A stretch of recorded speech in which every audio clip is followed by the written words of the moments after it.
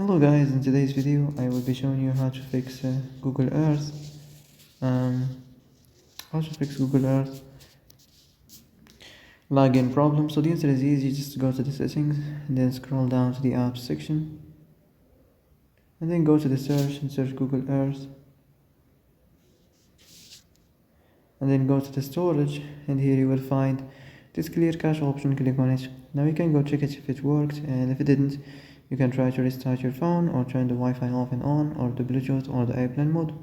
Also, you can try to clear data, but be careful. If you clear data, all this application's data will be deleted. This includes all files, the settings, the accounts, the databases, etc.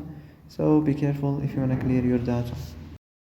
And that's it for today's video. I hope this is the answer you've been looking for.